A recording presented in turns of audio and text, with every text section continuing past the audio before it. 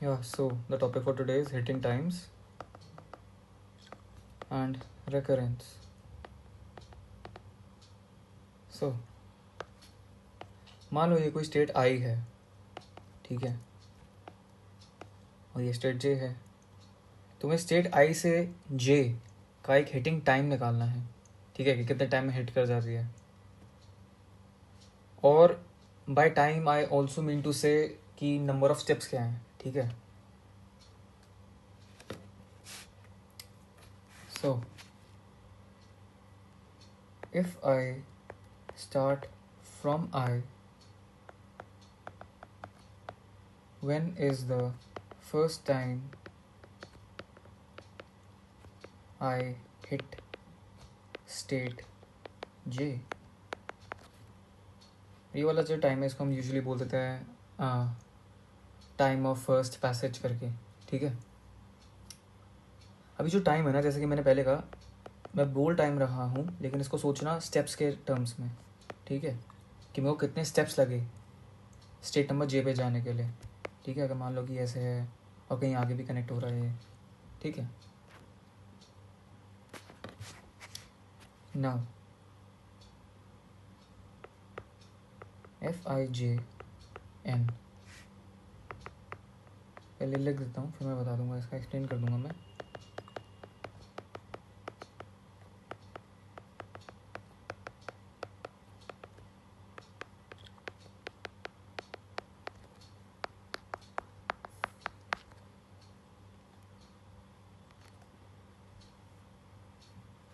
Now ये वाली जो चीज़ मैंने लिखी है, this is basically the probability that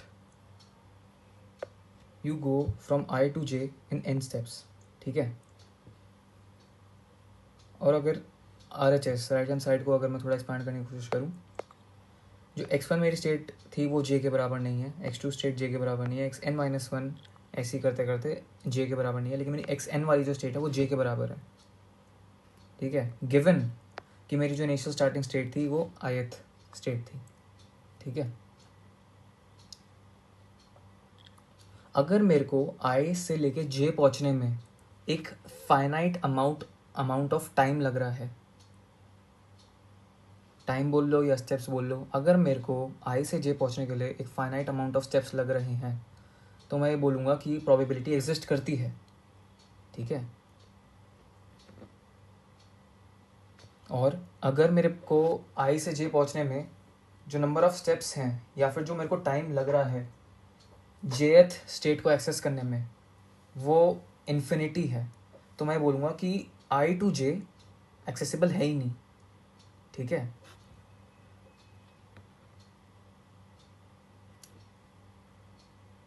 also ये जो FIJ लिखा है ना मैंने, this is not the same as PIJ, ठीक है। इसको थोड़ा अगर मैं एक्सप्लेन करूँ तो ये बेसिकली ऊपर वाला डायग्राम ही अगर मैं बनाऊँ, ये I है, ये J है, ठीक है। अब मेरे को I से J जाना है और इसके बीच में भी कुछ स्टेट्स होंगी, कोई ना कोई ऐसा ट्रांजिशन का डायग्राम बना होगा, ठीक है, ये मान लो। जो मेरा PIJ होता है ना, that is basically transition probability from I to J। लेकिन यहाँ पे क्या हो सकता है कि मैं I से एंड तो मैं J पे कर रहा हूँ, लेकिन मैं किसी और स्टेट पे जाके वापस J पे आ सकता हूँ। एंड स्टेट मेरी J होनी चाहिए, वो मेरा PIJ उस चीज़ पर फोकस करता है। ऑन दी अदर हैंड मेरा जो FIJ है, मेरा FIJ only focuses on the fact कि मैंने पहली बार J को हिट कब करा, ठीक है। तो बेसिकली ये वाला जो चैनल है ना, कि मैं J पे गया I से और फिर किसी और स्टेट पे गया फिर वापस J पे आ गया, ये यहाँ पे पॉसिबल नहीं हो पाएगा FIJ के केस में, ठीक है। Because we are basically calculating कि फर्स्ट टाइम कब हिट करा I से J, ठीक है। नाउ दिस सेम, जैसा कि मैंने अभी थोड़ी देर पहले बोला टाइम के टर्म्स में, प्रोबेबिलिटी, ठीक है, दैट T1, ये बेसिकली मतलब है कि एक फाइनाइट अमाउंट ऑफ टाइम में मेरे I से J चले जाए, that is nothing but summation of F I J N, इसको यही कह लो basically summation of N equals to 1 से लेके इन्फिनिटी, ठीक है। और एफ आई जे एन वही हो गया कि अलग अलग पाथ से, अलग अलग path indexed through the number of steps मैं जे पे कैसे पहुंच सकता हूँ, ठीक है। अगर मैं इसका एक छोटा सा एग्जांपल दूँ, एग्जांपल देने से पहले बेसिकली ये कि इसका समेशन लेना है, ठीक है। ये चीज़ याद रखने वाली है, थोड़ा बहुत गलत हो जाता है नहीं तो। ये जो समेशन है ना, इसको मैंने ऐसे लिख दिया, दिस होल समेशन वाली quantity is equals to F I J, ठीक है। इसको मैंने सीधा एफ आई जे बोल दिया। Basically it is the total probability of hitting J starting from I, ठीक है।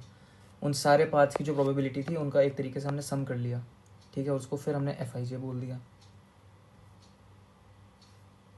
एक छोटा सा एग्जांपल देख लेते हैं ताकि हमें समझ में आए कि चल क्या रहा है। मान लो ये 3 स्टेट्स थी, ठीक है। This is 0, this is 1, this is 2।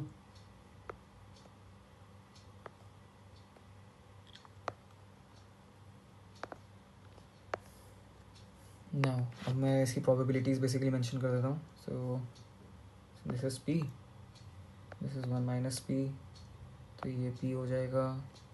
This is again 1 minus P and this is 1, ठीक है। अगर मेरे को F01 निकालना है एक ही स्टेप में तो क्या होएगा, F01 मतलब 0 से 1 एक ही स्टेप में जाना है। तो बेसिकली यहाँ से यहाँ 1 माइनस पी। अब अगर मैं कह रहा हूँ F01 2, 0 से 1 2 स्टेप्स में जाना है, कैसे हो सकता है वो?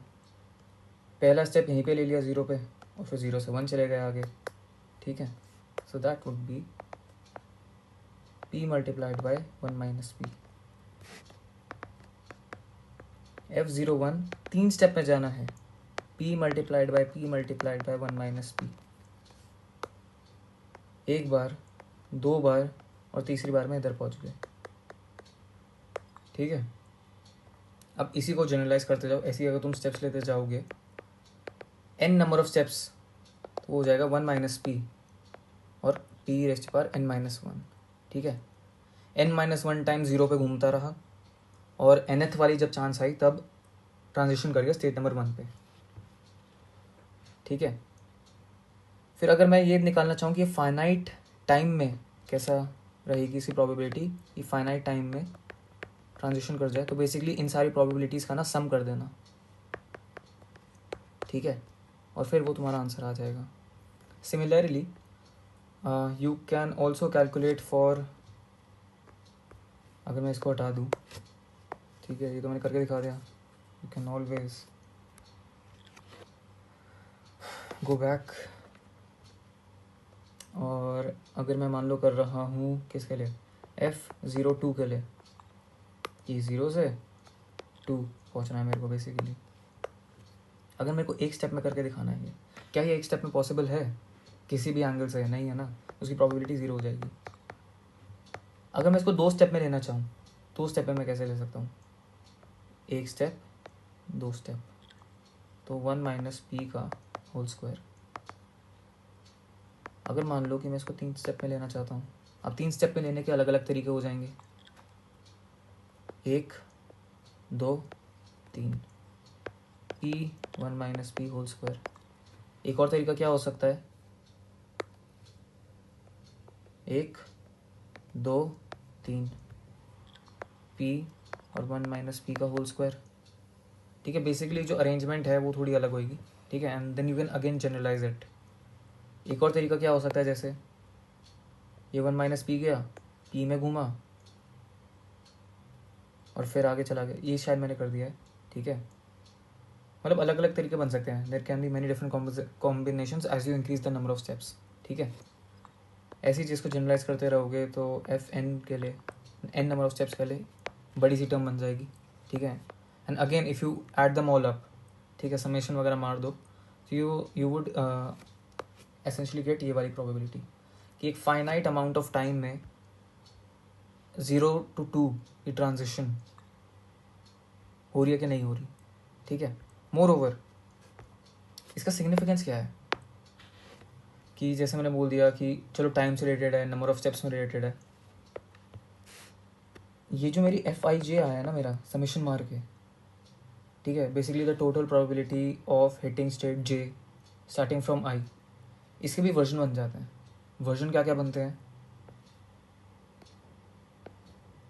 मान लो मेरा FIJ जो है वो लेस देन 1 है, मेरा FIJ जो है वो इक्वल टू 1 है, मेरा FIJ जो है वो इक्वल टू 0 हो गया, ठीक है।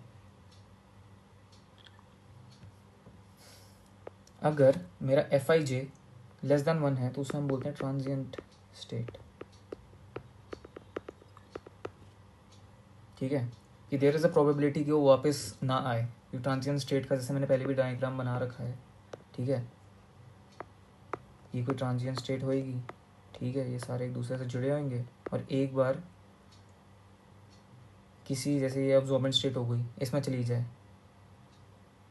तो यहाँ से वापस आना पॉसिबल नहीं है, बट कुछ प्रोबेबिलिटी रहती है बिकॉज कहीं ना कहीं तो वो ट्रांजिएंट स्टेट में एक बार रहेगा ही, ठीक है।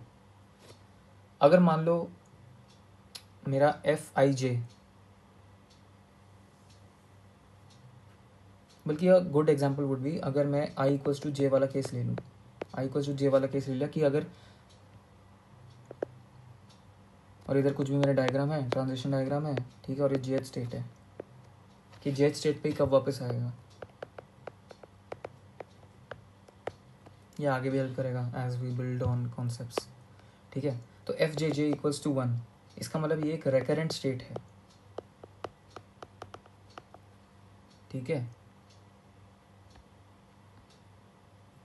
और अगर मेरा FIJ इज इक्वल टू 0, इसका मतलब ये अब्जॉर्बेंट स्टेट है, उस स्टेट से वो बाहर ही नहीं आएगा, ठीक है। लेकिन अगर बार बार घूम घूम के उसी स्टेट पे आए जा रहा है, ठीक है, so the probability would essentially be 1। Moreover ये जो मेरी रेकरेंट स्टेट है ना, रेकरेंट स्टेट को भी दो केसेस में क्लासीफाई करते हैं, इसका एक अच्छा सा एग्जांपल भी दूंगा मैं।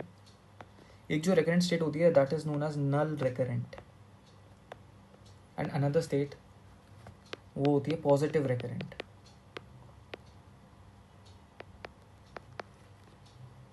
ठीक है।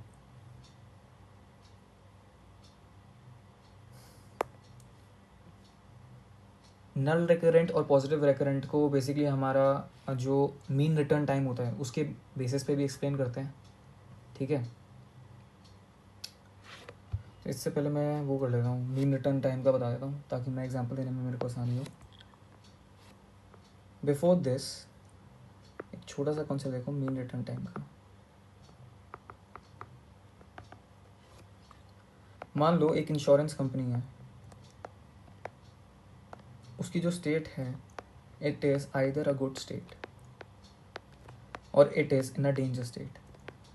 Danger state is signified by the fact कि मान लो जैसे क्लेम्स बहुत ज़्यादा आ गए, क्लेम्स बहुत ज़्यादा आ गए तो जो कैश बैलेंस है कंपनी का वो नीचे चले जाएगा, so it is essentially in a state a danger state कि उसकी बैंकरप्सी कभी भी हो सकती है, ठीक है। और अगर जेथ स्टेट जो है मेरी वो सिग्निफाई करती है अ डेंजर स्टेट, ठीक है, तो मेरे को बेसिकली ये देखना पड़ेगा कि मेरा जो डेंजर स्टेट है वो कितनी बार आ रहा है या जा रहा है, ठीक है। How am I transitioning between these two states, ठीक है, ये मेरे को देखना पड़ेगा ताकि मेरे को ये समझ में आ पाए कि मेरा जो इंश्योरेंस का बिजनेस है वो सस्टेनेबल है कि नहीं, ठीक है। अब मान लो FIJ बेसिकली मैंने एक डिस्ट्रीब्यूशन बनाई, ठीक है, based upon the number of steps, N जो है मेरे नंबर ऑफ स्टेप्स हैं, ठीक है। तो अगर मैं mean return time to state J from J निकालूं, कहने का मतलब अगर मैं डेंजर स्टेट में था तो मेरी अगली डेंजर स्टेट कब आएगी, तो उसका फॉर्मूला कुछ ऐसा होता है,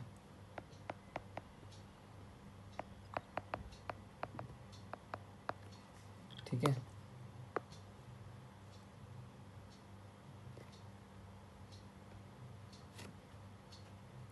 ये बेसिकली जैसा कि मैंने कहा, ये मीन रिटर्न टाइम है कि डेंजर स्टेट में अगर मैं आज हूँ तो आगे मैं डेंजर स्टेट में कब आऊँगा, ठीक है।